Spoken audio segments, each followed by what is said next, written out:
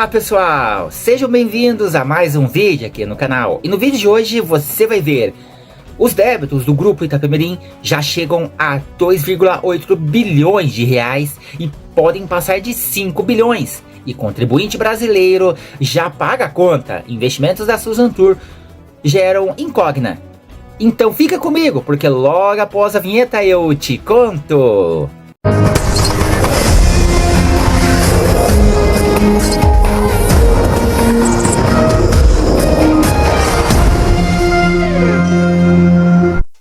De acordo com matéria do portal Diário do Transporte, os débitos do Grupo Itapemirim já chegam a 2,8 bilhões de reais, podendo passar de 5 bilhões, e nós, contribuintes brasileiros, já estamos pagando esta conta. Os investimentos da Suzantur geram uma incógnita. Arrendamentos, leilão e operações não devem arranhar superfície, tributos serão os últimos entre as dívidas, mas mesmo com preferência, trabalhadores correm o risco de calote parcial. Segundo o repórter Adamo Bazzani, arrendamentos de leilão e operações não devem arranhar superfície, mas tributos serão os últimos entre as dívidas, mas mesmo com preferência, trabalhadores correm o risco de calote parcial. Os débitos deixados pela família do fundador do falido Grupo Itapemirim, Camilo Cola, e pelos administradores seguintes, Sidney Piva de Jesus e Camila Valdívia, giram em torno de 2,8 bilhões, podendo passar de 4,5 bilhões. E grande parte vai ter de ser bancada pelo contribuinte brasileiro. De acordo com a mais recente atualização da administradora judicial da falência do grupo SXM Partners, que consta em decisão judicial desta terça-feira, 5 de agosto de 2025, com entrada nesta quinta-feira, dia 7 de agosto de 2025, no sistema judiciário, até abril de 2025, eram cadastrados 5.671 credores entre trabalhistas, bancos, fornecedores, prestadores de serviços e cobranças em geral.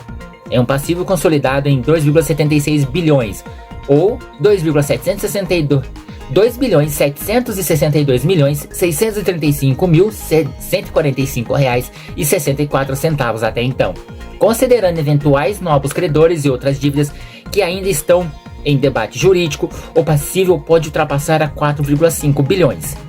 Mas uma questão envolvendo a arrendatária das linhas logo após a decretação da falência, a Suzantur de Santo André, pode resultar numa soma acima de 5 bilhões.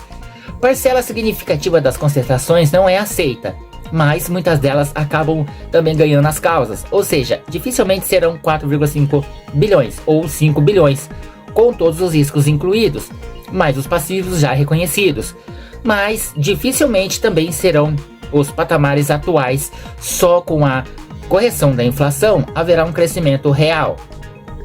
As folhas de número 13.075,72 e 13.075,74, a administradora apresentou o quadro geral dos credores, QGC, composição de abril de 2025. Segundo a manifestação, o passivo da massa falida totaliza R$2.762.635.145,64, distribuído entre 5.671 credores.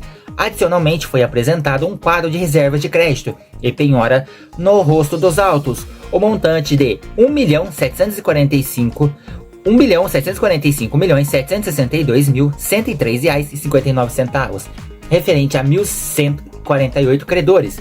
A administradora judicial informou que dos 3.556 incidentes de habilitações e impugnações de crédito, 3.266 já transitaram em julgado, restando 290 em trânsito.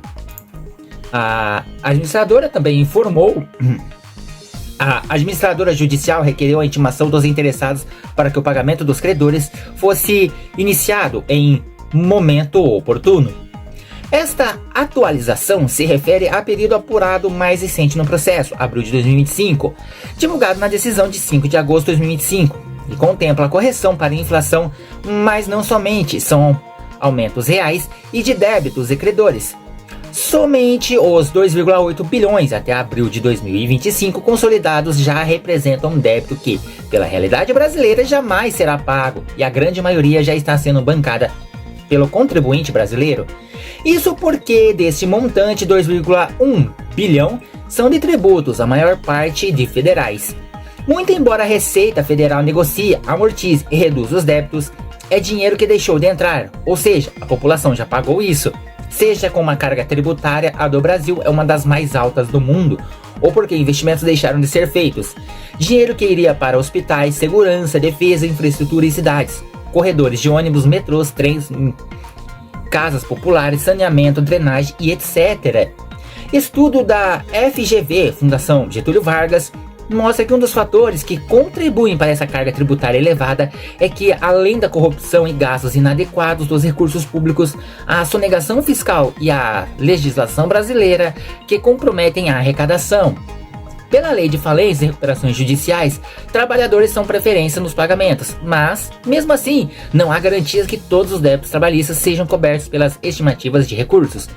Segundo a atualização da EXM, o total das dívidas trabalhistas já ultrapassa o valor de avaliação dos bens e marcas do Grupo Itapemirim. Mais de 110 milhões. Os ativos da Itapemirim foram avaliados pelo piso de 97,2 milhões. Numa disputa poderá ser possível obter mais isso, mas apesar de serem preferenciais, as dívidas trabalhistas não são únicas e precisam dividir ordens de pagamento. Desde 3 de março de 2023, a Suzantur, empresa de ônibus de Santo André no ABC Paulista, opera as linhas, estruturas e marcas por meio de arrendamento, sendo que, de acordo com o contrato assinado em setembro de 2022, quando a Justiça de São Paulo decretou a falência do grupo, a Aviação se comprometeu a repassar um mínimo de 200 mil mensais ou 1,5% sobre a receita das vendas físicas de passagens. De acordo com a atualização, estas operações arrecadaram cerca de 10 milhões. Projeção com a Águia Branca. Um novo arrendamento para a Aviação Águia Branca de Cariacica, no Espírito Santo, foi homologado pela Justiça Paulista, com a oferta da empresa em pagar 3,2 milhões mensais fixos independentemente do volume de vendas de passagens.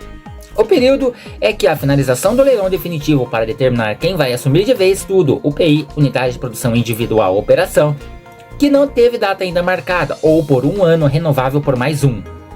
A Suzantur tenta impedir com recursos a transição de operação que, pela determinação do juiz de primeira instância, tem duração de 60 dias. Caso se completem os 24 meses previstos, sem as devidas correções pela inflação, o período de arrendamento da Águia Branca representaria um acumulado de 72,48 milhões, em torno de 8 vezes mais a arrecadação até então apurada pelo arrendamento da Suzantur, mas também muito abaixo dos débitos atuais já reconhecidos, e bem mais ainda considerando eventuais novos. Investimentos Suzantur podem virar passivo pesado para credores, mas não há definições a respeito. Outro problema em relação aos débitos do Grupo Itapemirim, que não está sendo considerado ainda na decisão e no relatório acesso exclusivo do Diário do Transporte, é a situação jurídica a respeito dos investimentos feitos pela Suzantur para o arrendamento nos mais de 2 anos de operação. Levando em conta a compra de frota, adequações de garagens e estruturas, tecnologias e financiamentos, a empresa de Santo André alegou um andamento processual que se aproxima de 500 milhões em recursos desembolsados. O contrato de arrendamento diz que, em caso de interrupção e não vitória em leilão, a companhia teria o direito ao ressarcimento de 100% deste valor, ou seja, o risco jurídico, mais eventuais novas dívidas e os débitos já reconhecidos passariam dos estratosféricos 5 bilhões.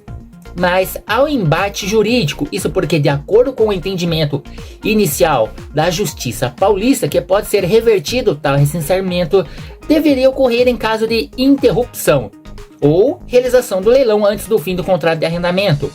Ocorre que, de acordo com o entendimento inicial, com o prazo de arrendamento para a Suzantur acabou, ela não teria o direito de indenização. Já a empresa adrense quer continuar a operação por arrendamento e diz que o contrato só deve ser considerado como encerrado após a definição do vencedor do leilão. Isso daria a vantagem prevista na assinatura original de 50% no valor do lance desse leilão. Mas seguindo esse mesmo entendimento inicial da justiça, essa vantagem existiu, mas agora não existiria mais. A companhia, entretanto, declarou que o principal interesse não é a indenização em si, mas em ser o leilão e continuar com a Itapemirim. Bom, pessoal, como essa é uma notícia muito grande, eu vou deixar o link aqui na descrição para vocês estarem acompanhando.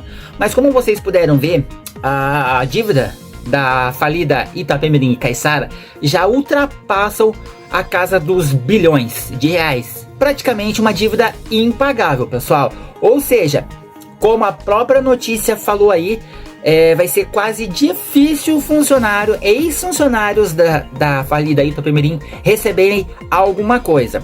Como eu já falei no último vídeo que vocês viram hoje, que a EXM Partners está praticando praticamente uma atitude, pessoal, que vai deixar milhões de trabalhadores, motoristas, mecânicos, enfim, milhares de trabalhadores que estão pela Suzantur desempregados. Ou seja, a Suzantur, ela vai arcar com as dívidas trabalhistas normalmente, mas as pessoas vão ficar desempregadas por causa de quê? Olho gordo da EXM Partners, que só está pensando no quê?